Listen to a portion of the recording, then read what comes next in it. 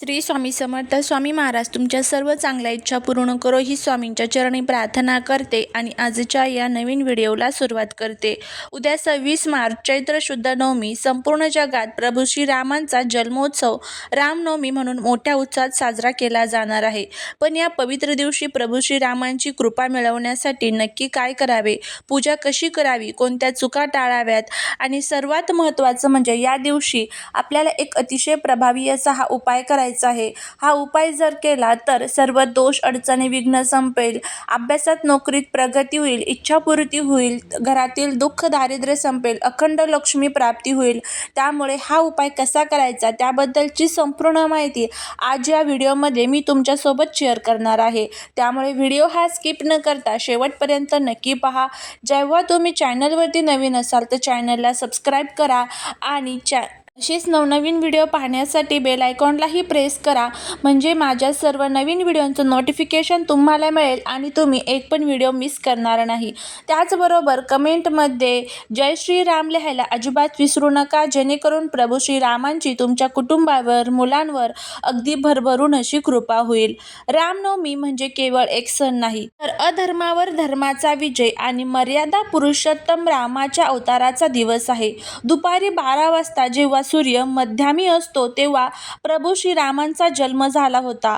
हा दिवस मनातील नकारात्मकता दूर करून सात्विकता अंगी बाणवण्याचा दिवस आहे. प्रभू श्रीरामांची पूजा अत्यंत साधे पण भावपूर्ण पद्धतीने करता येते. सकाळी लवकर उठून स्नान करावे आणि स्वच्छ वस्त्रे परिधान करून पूजेचा संकल्प करावा. देवघरात प्रभू श्रीराम, माता सीता, लक्ष्मण आणि हनुमंत यांच्या मूर्तीला किंवा फोटोला गंगाजलाने अभिषेक करावा. शक्य असेल तर प्रभू श्रीरामांना पिवळी फुले, तुळशीची पाने, चंदनाचा टिळा आवर्जून अर्पण करावा. दुपारी 12 वाजता प्रभू रामांचा पाळणा गाऊन किंवा श्रीराम जय राम जय जय राम या मंत्राचा जप करून जन्मोत्सव साजरा करावा.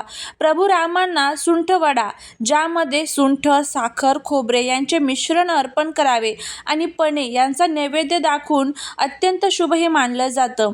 त्याचबरोबर या दिवशी रामरक्षा स्तोत्रांचे पठण करावे. घरासाठी अत्यंत संरक्षक आणि फलदायी मानले जाते हे रामरक्षा स्तोत्र. गरीब आणि गरजू व्यक्तींना अन्नदान किंवा वस्त्रदान करावे. संपूर्ण दिवसभरात जमेल तितक्या वेळा जय श्रीराम नामाचा जप करावा.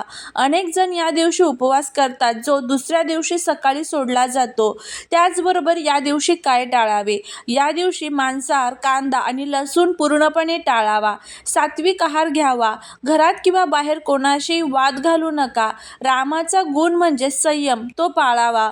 कोणत्याही प्रकारचे व्यसन या दिवशी अपवित्र असते, त्यामुळे या दिवशी चुकूनही व्यसन करू नये. या पवित्र दिवशी संयम पाळायचा असतो. वडीलधारी माणसे आणि कोणाचाही उपहास किंवा अपमान करणे टाळावे. रामनवमी हा सण आपल्याला संयम, सत्य आणि निष्ठेची शिकवण देतो. रामनवमी हा प्रभू श्रीरामांच्या आशीर्वादाचा आणि सकारात्मक ऊर्जेचा दिवस मानला जातो. या दिवशी श्रद्धेने काही उपाय केल्यास घरातील वास्तुदोष दूर होतात, सुख लाभते. त्यामुळे रामनवमीच्या दिवशी आर्थिक अडचणी दूर करण्यासाठी, रामाच्या कृपेसाठी हनुमानाला प्रसन्न करणे आवश्यक आहे. या दिवशी हनुमानाला सिंदूर आणि चोळा अर्पण करावा. तसेच हनुमानासमोर बसून हनुमान चालीसा वाचावी. संध्याकाळी तुळशीजवळ शुद्ध तुपाचा दिवा लावा आणि 11 वेळा प्रदक्षिणा घालावी.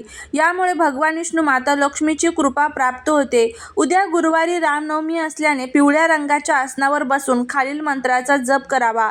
ओम रामाय नमः हा जप करताना प्रभू रामांच्या चरणी तुमची इच्छा बोलून दाखवावी. पूजेनंतर तांब्याच्या कलशात थोडे गंगाजल घेऊन त्यात तुळशीचे पान टाकावे.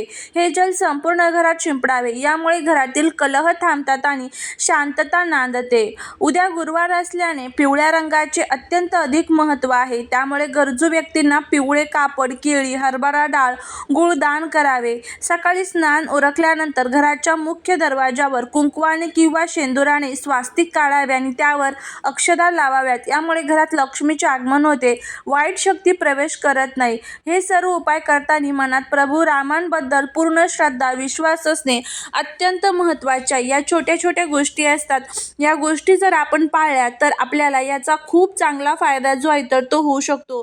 त्याचबरोबर या दिवशी आपल्याला घरामध्ये एक अतिशय प्रभावी असा हा उपाय करायचा आहे. या दिवशी आपल्याला एक दिवा लावायचा आहे. दिवा जो असतो तर तो बुद्धीचे, ज्ञानाचे आणि त्यागाचे प्रतीक असतो. दिवा लावल्यामुळे आपल्या घरामध्ये सकारात्मक ऊर्जा वाढते, नकारात्मक ऊर्जा नष्ट होत असते. आणि उद्या 26 मार्च गुरुवार रोजी रामनवमीच्या पवित्र मुहूर्तावरती घरामध्ये दारिद्र्य दूर करण्यासाठी आणि शत्रूंवर विजय मिळवण्यासाठी एक अत्यंत प्रभावी आणि शास्त्रोक्त दिव्याचा उपाय सांगितला जातो. हा दिवा लावल्याने घरातील नकारात्मक नष्ट होऊन लक्ष्मीचा कायमस्वरूपी वास राहतो. या दिव्याला विजय दिवा, राम दिवा किंवा अखंड सौभाग्य लक्ष्मी दिवा असेही म्हणतात. आता हा दिवा कसा लावायचा आहे ते आपण बघूया. फक्त एक गोष्ट लक्षात ठेवा, जर घरामध्ये सुतक पिरियड्स वगैरे असेल तर तुम्हाला हा उपाय करता येणार नाही. आपल्या घरामध्येच हा दिवा जो आहे तर तो आपल्याला लावायचा आहे. दिवा लावण्यासाठी आपल्याला काही साहित्य लागणार आहे. त्यामध्ये सर्वात पहिलं काय लागणार आहे, एक मातीचा दिवा तुम्हाला घ्यायचा आहे, ज्याला आपण पंती म्हणतो ती. जर मातीचा दिवा म्हणजेच पंती नसेल तर तांब्याचा दिवा घेतला तरी सुद्धा चालू शकतं. त्यानंतर तुम्हाला शुद्ध गाईचे तूप घ्यायचे आहे. आता तूप जर नसेल तर तिळाचे तेल वापरले तरी सुद्धा चालू शकतं. त्यानंतर 2 लांब वाती घ्यायच्या आहेत, त्यांच्या जोडीने एक वात तयार करून घ्यायची आहे. 2 लवंग घ्यायचे आहे, फुल असलेल्या अखंड लवंग असाव्यात, कुठेही तुटलेल्या फुटलेल्या अजिबात नको. थोडे केसर घ्यायचं आहे, केसर नसेल तर थोडीशी हळद घेतली तरी सुद्धा चालू शकतं. त्यानंतर दिवा कधी लावायचा आहे तर उद्या दुपारी 12 वाजता राम जन्मोत्सव वेळी किंवा संध्याकाळी सूर्यास्ताच्या वेळी प्रदोष काळात हा उपाय करणे सर्वात फलदायी ठरते. 12 वाजता शक्य असेल दुपारी तर 12 वाजता करा, संध्याकाळी 6 नंतर जेव्हा कधी शक्य असेल तेव्हा करू शकता. दिवा लावण्यासाठी सर्वात प्रथम काय करायचं आहे, एका पाटावर किंवा ताटाचा तांदळाची छोटी रास करावी, त्यावर हा दिवा ठेवायचा आहे. दिव्यात तूप टाकल्यानंतर त्यात 2 अखंड लवंगा टाकायच्या आहेत. त्यानंतर लवंग हे शक्तीचे प्रतीक आहे, जे शत्रुबाधा नष्ट करते. त्यात चिमूटभर हळद किंवा केसर टाकावे, कारण उद्या गुरुवार आहे आणि पिवळा रंग हा विष्णू लक्ष्मीला प्रिय आहे. दिव्याचे तोंड हे पूर्व किंवा उत्तर दिशेला असावे. दिवा प्रज्वलित केल्यानंतर हात जोडून डोळे मिटून 11 वेळा ओम रामाय नमः या मंत्राचा जप करा किंवा श्रीराम जय राम जय जय राम या मंत्राचा जप करावा. हा उपाय केल्याने काय होते तर प्रभू रामाच्या आशीर्वादाने तुमचे विरोधक किंवा शत्रू तुमचे अहित करू शकणार नाहीत. लवंग आणि तुपाचा दिवा घरातील नकारात्मक ऊर्जा शोषून घेतो, ज्यामुळे 7 पिढ्यांचं दारिद्र्य संपून संपत्तीचे मार्ग मोकळे होतात. उद्या गुरुवार असल्याने हा उपाय केल्यास भाग्याची साथ मिळते आणि कुटुंबात सुख शांती नांदते. हा दिवा शांत झाल्यावर त्यातील लवंग घराच्या मुख्य दरवाजाच्या बाहेर टाकावी किंवा तुळशीच्या कुंडीत दाबावी. यामुळे घरावर कोणाचीही वाईट नजर पडत नाही. प्रभू श्रीराम तुमच्या घरातील सर्व दुःख आणि दारिद्र्य जे आहे तर ते दूर करतील. असा हा प्रभावी उपाय आपल्याला करायचा आहे. त्याचबरोबर उद्या राम रक्षा स्तोत्र, त्याचबरोबर श्रीरामांची आरती, ह्या सर्व गोष्टी ज्या आहेत तर त्या उद्या करायच्या आहेत. जर तुम्हाला हा व्हिडिओ आवडला असेल तर लाईक, शेअर आणि सबस्क्राईब करायला विसरू नका. भेटूया पुढच्या एका छानशा नवीन व्हिडिओत एका नवीन माहितीसोबत. तोपर्यंत श्री स्वामी समर्थ.